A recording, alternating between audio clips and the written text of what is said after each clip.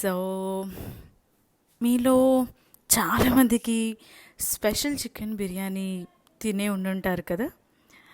రెస్టారెంట్స్లో చాలామందికి the most favourite and most waiting biryani అని చెప్పచ్చు. కోర్స్ మేము కూడా అండి. ఇన్ జనరల్ చికెన్ బిర్యానీ కన్నా కూడా స్పెషల్ చికెన్ బిర్యానీ చాలా చాలా టేస్టీగా, చాలా డిఫరెంట్ టేస్ట్గా ఉంటుందండి. అది స్పెషల్ చికెన్ దమ్ బిర్యానీ అండి నేను చూపించేది. సో ఇది ఎవరైనా అంటే కొత్తగా వంట నేర్చుకున్న వాళ్ళు కావచ్చు, లేకపోతే కొత్తగా బిర్యానీ ట్రై చేస్తున్న వాళ్ళు కావచ్చు, ఆర్ ఎల్స్ బ్యాచులర్స్ కావచ్చు. ఈ మధ్య బ్యాచులర్స్ చాలా వరకు వంటలు వచ్చేస్తున్నాయి కదండి. సో అది సో అందరూ నేర్చుకునేటట్టుగా ఉంటుందండి ఇది.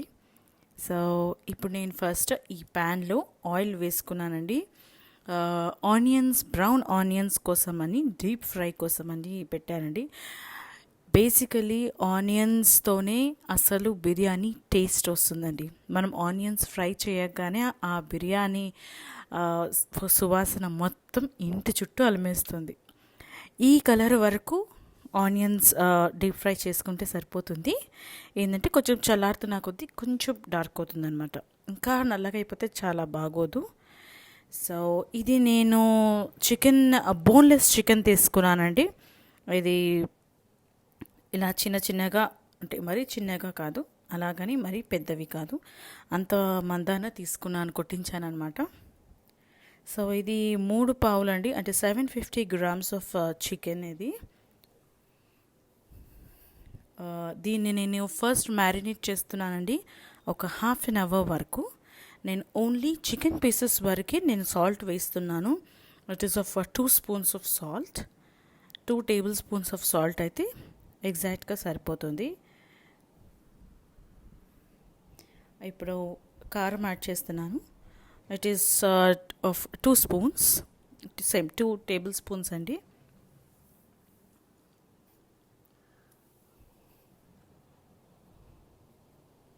తర్వాత 1 tablespoon ఆఫ్ పసుపు.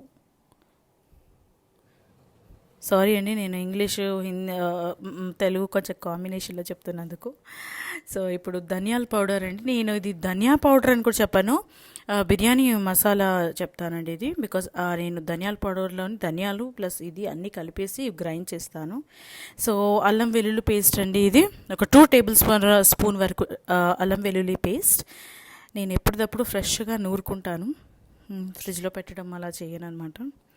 సో ఇది ప్రాపర్గా అన్ని పీసెస్కి చక్కగా అంటేటట్టుగా కలుపుకోవాలి. సో వీలైనంత వరకు మీరు చేత్తోనే మ్యారినేట్ చేయడానికి ట్రై చేయండి. స్పూన్లతోటో గరిటెలతోటో అది కరెక్ట్ కాదండి. సో ఇక్కడ నేను 2 tablespoons వరకు కార్న్ఫ్లోర్, 1 tablespoon వరకు మైదా. కార్న్ఫ్లోర్ ఉంటే బాగుంటుంది. ఇఫ్ ఇన్ కేస్ ఇంట్లో అవైలబుల్గా లేకపోతే, లాక్డౌన్ కదా, అవైలబుల్గా లేకపోతే మీరు బియ్యపిండి అయినా వాడచ్చు. బియ్యపిండి అయినా కానీ అది కూడా సేమ్ మెజర్మెంట్ అనండి, 2 tablespoons వరకు యాడ్ చేసుకోవచ్చు. ఇవన్నీ పర్ఫెక్ట్గా మొత్తం కలిసేటట్టుగా ట్రై చేయండి, ఎక్కడ కూడా ఆపకూడదు. సో నేను దీంట్లో ఒక నిమ్మకాయ మొత్తం పిండేసుకున్నానండి. నేను ఈ బిర్యానీ ప్రాసెస్కి 3 నిమ్మకాయలు, పెద్ద సైజు నిమ్మకాయలు రెడీగా ఉంచుకున్నాను అనమాట. ఇన్ జనరల్గా ఒక్కొక్క టైప్ ఆఫ్ బిర్యానీకి డిఫరెంట్ క్వాంటిటీ ఆఫ్ నిమ్మకాయలు పడతాయి అన్నమాట. ఈ బిర్యానీకి మాత్రం నాకు ఒక 3 నిమ్మకాయల వరకు సరిపోతుందండి.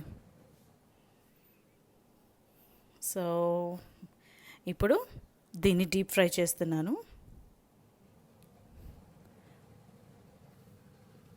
నేను చెప్పాను కదా, కొంచెం ఎకనామిక్గానే వాడడానికి ట్రై చేస్తాను. ఏ నూనెలో అయితే నేను ఆయిల్ డీప్ ఫ్రై చేశానో ఆ ఆయిల్లోనే మళ్ళీ ఈ చికెన్ పీసెస్ని కూడా డీప్ ఫ్రై చేస్తున్నాను.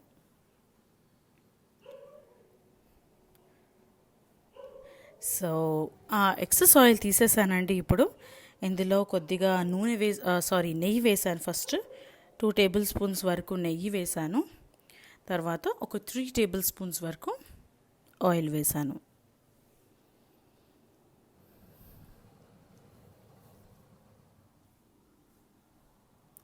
ఆయిల్ బాగా హీట్ ఎక్కాలి. సో ఆయిల్ బాగా హీట్ ఎక్కిందండి. ఇప్పుడు నేను 1 టేబుల్ స్పూన్ వరకు జీలకర్ర వేసుకున్నానండి.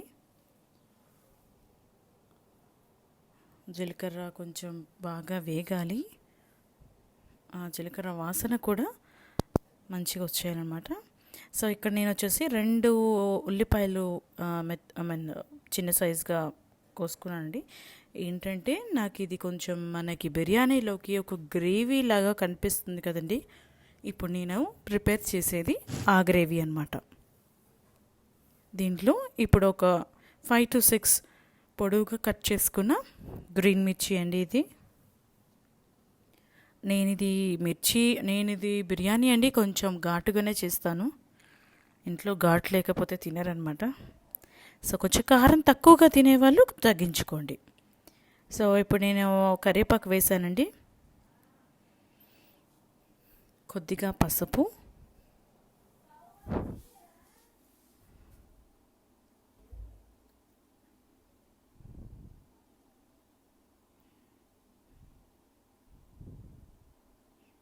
ఇప్పుడు నేను కారం వేసాను. It is almost of 2 spoons, 2 table spoons అండి. ఇప్పుడు ఇది ధనియా పౌడర్,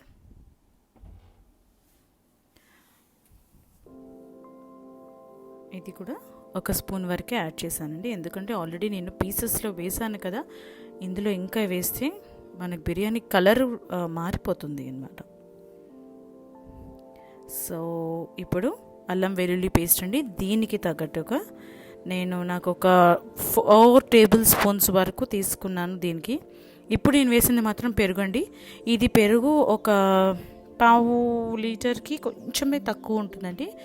అది బాగా మెత్తగా అంటే ఇలాగా పెరుగు గడ్డలుగా లేకుండా మంచిగా నీట్గా చేసేసి దాన్ని లేదంటే మనం పొయ్యి మీద పెరుగు వేయగానే విరిగిపోయినట్టుగా కనిపిస్తుంది. సో అలా కనపడకూడదు అంటే మాత్రం ఇలాగా స్మూత్గా దాన్ని బ్లెండ్ చేయాలి బాగా. నేను బ్లెండర్లో బ్లెండ్ చేసి మరీ వేసాను. సో నేను అది వేసేసి మూత పెట్టేశానండి. ఒక 2 minutes తర్వాత కొద్దిగా అల్లం వెల్లుల్లి పేస్ట్ వేస్తున్నాను. బేసికలీ నేను అల్లం వెల్లుల్లి పేస్ట్ మొత్తం ఒకే దగ్గర నూరానండి. రైస్కి, ఈ గ్రేవీకి అండ్ పీసెస్కి అనమాట. సో ఇప్పుడు అల్లం వెల్లుల్లి పేస్ట్ వేసేసాను కాబట్టి మూత పెట్టేశాను.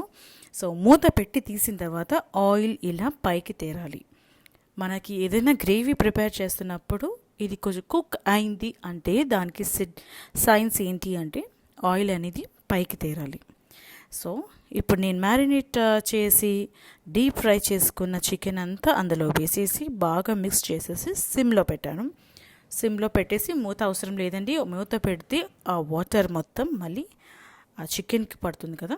సో సిమ్లో పెట్టేసి ఒక 5 minutes పక్కకు ఉంచేయాలి అనమాట. ఏంటంటే కొంచెం అవన్నీ దానికి చికెన్ పీసెస్కి బాగా పట్టాలి. సో అది అయిపోయిన తర్వాత 5 minutes తర్వాత స్విచ్ ఆఫ్ చేసేసి అంటే పొయ్యి బంద్ చేసేసి నేను ఇక్కడ మళ్ళీ ఒక నిమ్మకాయ పిండుతున్నానండి. నిమ్మకాయ ఎప్పుడైనా పొయ్యి మీద లైక్ మంట ఫ్లేమ్ ఉన్నప్పుడు ఎప్పుడు కూడా కలపకూడదు, అది చేదు వచ్చేస్తుంది. సో ఎప్పుడైనా బంద్ చేసేసిన తర్వాతే ఫ్లేమ్ అనేది స్విచ్ ఆఫ్ చేసిన తర్వాతే మనము నిమ్మకాయ అనేది కలుపుకోవాలి. దీనికే కాదు ఏది ఎప్పుడైనా దేనికైనా వేసుకున్నప్పుడు కూడా.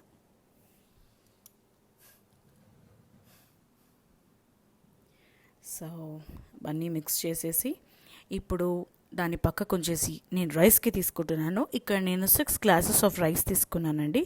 దానికి నేను 12 glasses ఆఫ్ 1కి 2 వాటర్ తీసుకున్నాను. దాంట్లో ఫస్ట్ ఇదంతా నేను కింద కూర్చొని చేస్తున్నదండి, పొయ్యి మీద కాదు. సో దాంట్లో ఒక 2 tablespoons వరకు షాహీ జీరా, తర్వాత ఒక 8 to 9 cloves, ఇవి ఏమంటారు లవంగా అండి, సో తర్వాత 1 ఇంచు దాన్ని నేను రెండు మూడు ముక్కలు చేశానండి. పట్టా వచ్చేసి 3 ముక్కలు చేశాను. అది మొత్తం కలిపి ఒక 1.5 2 ఇంచెస్ వరకు ఉంటుందండి దగ్గర దగ్గర. తర్వాత ఇప్పుడు 10 to 11 గ్రీన్ మిర్చి పొడవుగా కోసుకుంటే సరిపోతుంది.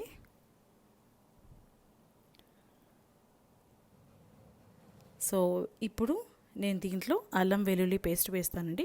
ఇక్కడ నేను ఒక టీ గ్లాస్ వరకు అల్లం వెల్లుల్లి పేస్ట్ నూరిన తర్వాత టీ గ్లాస్ వరకు ఎంత వస్తుందో అంత అల్లం వెల్లుల్లి పేస్ట్ వేసేసి తగినంత సాల్ట్ వేసేసి మంచిగా కలిపేస్తానండి. ఇప్పుడే మనం రైస్లో సాల్ట్ చెక్ చేసుకోగలుగుతాం.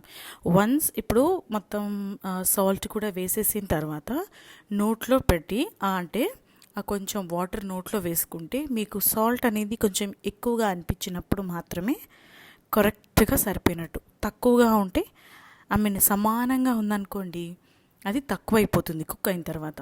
అదే కానీ సాల్ట్ వాటర్లో సాల్టెడ్ వాటర్ నోట్లో వేసుకున్నప్పుడు కొంచెమే ఎక్కువగా ఉంటే మాత్రం అప్పుడు మాత్రమే అది కుక్ అయిన తర్వాత కరెక్ట్గా ఈవెన్గా ఉన్నట్టు వస్తుందండి.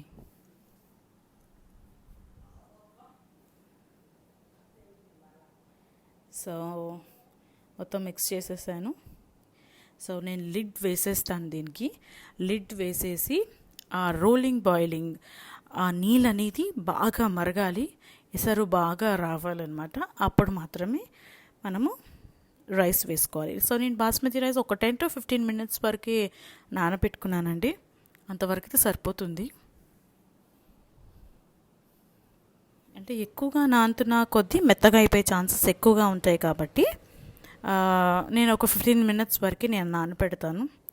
సో వాటర్ అనేది బాగా బాయిల్ అయిపోయింది కాబట్టి రైస్ అనేది బాగా కడుక్కొని బాగా అక్కర్లేదండి, 2 times కడిగితే సరిపోతుంది. అది బియ్యం బాగా పిసక్కూడదు, జస్ట్ నార్మల్గా చాలా స్మూత్గానే దాన్ని కడగాలి.